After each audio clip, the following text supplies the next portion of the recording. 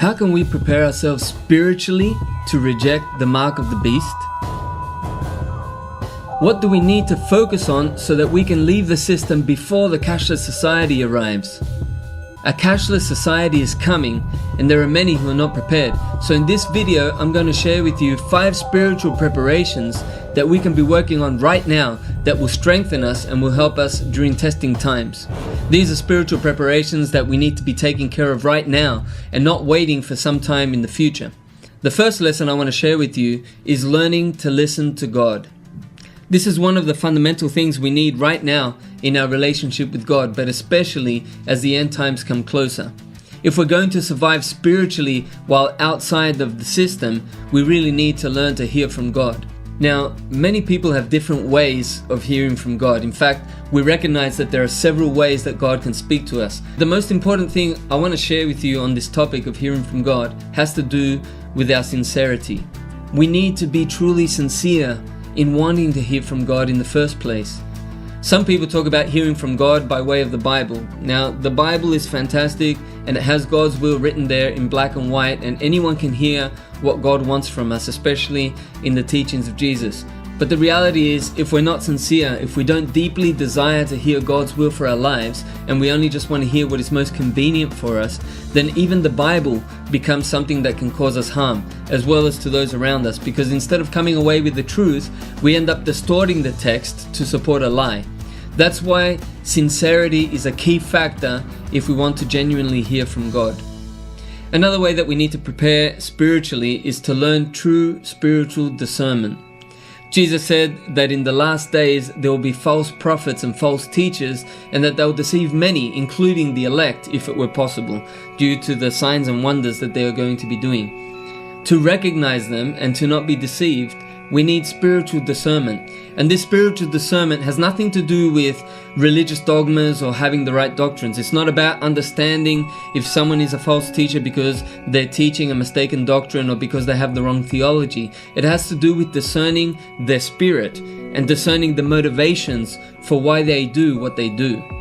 There are a lot of people who know the entire Bible and they have so-called perfect theology, and they've studied in theological colleges and received doctorates and all that kind of stuff and become reverends and pastors and teachers and all the different titles that they use for themselves, but they're still far from God, and they end up being false prophets and teachers because they simply speak about doctrines and dogmas, and yet they never bring you to a deep relationship with God.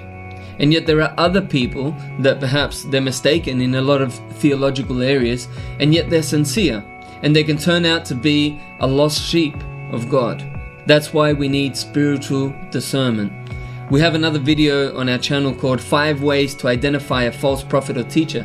If you haven't seen it, I recommend it, because it's not focused on the many different false doctrines that are out there, but it's focused on spiritual principles that can apply to anybody. Now, another preparation that we need to make is conquering our fears. Both the system and the devil use fear to manipulate us, and we have to overcome that fear. We have to understand that life doesn't end here when our bodies die. I mean, one of the greatest fears that we can have is the fear of dying. It's the fear of losing our life or the life of a loved one. And that is the very fear that we need to overcome.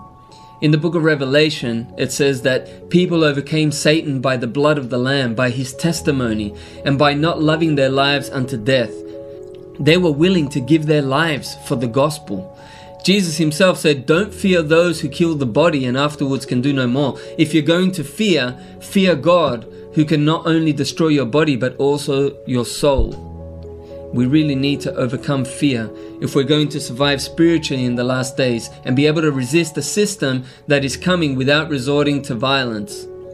Another point that is really important is that we need to live the gospel. Many people don't even know what the gospel is. They speak about the gospel, and yet a lot of the time when they talk about the supposed gospel that they're preaching, they're really only preaching a system of beliefs, a particular doctrine, a theological point, or a particular system of theology that one has to accept intellectually. But the true gospel is Jesus' message. The gospel according to Matthew, Mark, Luke and John. The gospel according to the apostles is Jesus and his teachings, his life and his message, and we need to live that gospel. It's not enough to know the words that Jesus spoke. Jesus himself said that whoever hears his words and doesn't put them into practice is building on sand. If we want to survive the storms that are coming to earth in the near future, we have to have our faith built squarely on the rock, and that is done through living Jesus' message.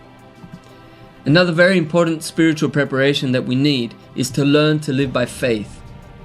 Living by faith simply means living each day in obedience to God. It's something dynamic. It isn't a doctrine. It's not a dogma where you can simply say, I live by faith because I say I live by faith. It's not a catchphrase. It's a way of life. It's something that you really need to put into practice. It's something you have to live. More specifically, when we speak of living by faith, we're talking about understanding that if we're doing God's will, then God himself will take care of our needs. We're talking about the teachings of Jesus where he says not to worry about what we're going to eat or drink or wear, that the unbelievers are the ones who worry about those things, but that we shouldn't worry because we know we have a Father in heaven who already knows what our needs are even before we ask him. So all we need to do is put God's kingdom and his righteousness as our first priority, and everything that we need will be given to us. This is so important in light of the mark of the beast, because we're not going to be able to buy or sell without that mark, and it is that dependency on money that people have that will lead them to accept the mark of the beast. Only people that learn to live by faith and that trust that God can provide for their needs outside of man's economic system are going to be able to survive this test. Now, there are some very important practical preparations that we need to be doing urgently before the mark comes in. These aren't the same kind of preparations that most preppers are focusing on, like storing up food and building shelter. Those preparations are fine if God is leading people to do those things. But the preparations I'm talking about are things that you need to start practicing right now that will help you survive spiritually, even if you have no food and shelter ready, or if it's compromised somehow. I'm going to be sharing those practical tips in another video, so make sure you subscribe to the channel and set it to receive notifications, because we're going to keep trying to publish helpful information while we have the freedom to do so and while God continues to lead us in this direction. Please take these issues seriously. Remember, time is short. Let's make the most of it.